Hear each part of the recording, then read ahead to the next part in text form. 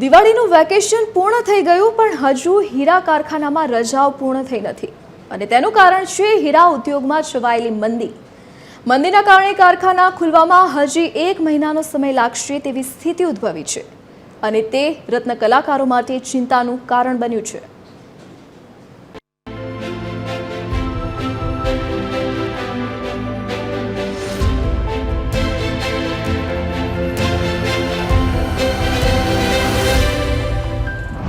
નવસારી શહેરમાં અનેક હીરા કારખાના છે પણ મંદીના ભરડામાં સપડાયા છે।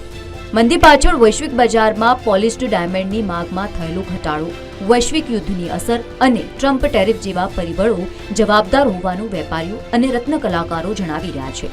છેલ્લા વર્ષોથી આ પરિસ્થિતિ યથાવત છે।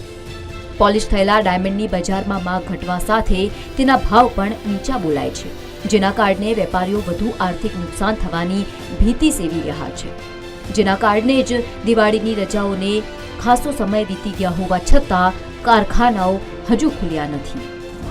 હાલ હીરા બજારમાં વેકેશન ચાલી રહ્યો છે। આમ જનરલી દિવાળી પછી 2 વીક પછી કારખાનાને બધું ચાલુ થઈ જાય છે, પણ હીરા બજારમાં ભયંકર મંદીના કારણે આ વખતે મને એમ લાગે છે કે નવેમ્બર એન્ડ નહીં તો ડિસેમ્બરના ફર્સ્ટ વીકમાં કારખાના ચાલુ થશે। આમ કારીગરો બધા આવી ગયા છે, કેમ કે છોકરાઓ અહીંયા ભણતા હોય અને સ્કૂલો ખોલી ગઈ હોય તો કારીગર બધા આવી ગયા છે, પણ જ્યાં સુધી કારખાના ચાલુ નહીં થાય ત્યાં સુધી કારીગરોને કામ નથી મળવાનો।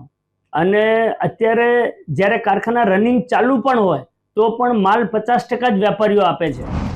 કારીગરો વેકેશન પૂર્ણ થતા વતનથી તો પરત ફર્યા પણ તેમની રોજગારી સામે પ્રશ્નાર્થ છે। કામ શરૂ થયું નથી, તેથી કારીગરો આર્થિક મુશ્કેલીનો સામનો કરી રહ્યા છે।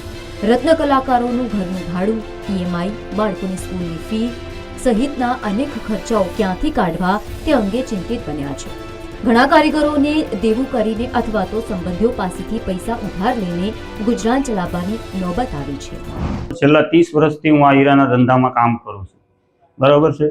5 વર્ષથી એવી પરિસ્થિતિ છે કે હવે જીવન જીવવું કેમ એવી મુસીબત છે મંદીના કારણે, અને છોકરા ભણાવવા એ પણ એક બહુ ખરાબ ગંભીર હાલત છે અત્યારે।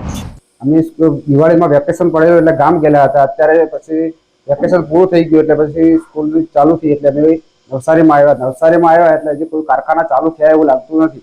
અમે કારખાના ગયા પણ શેઠને પૂછ્યું કે કારખાના કેમ ચાલુ નથી થયા, તો શેઠે એમ કીધું કે હજી અત્યારે કોઈ પરિસ્થિતિ વીક છે એના હિસાબે રીતે કારખાના ચાલુ થયા નથી। હવે ઓછું ઉછીના પાછળના કરીને છોકરાઓની ફી ભરી ભણાવવા તો પડશે જ, કોઈ છૂટકો નથી, તો વ્યાજે લાવીને કરવા તો પડશે જ કામ।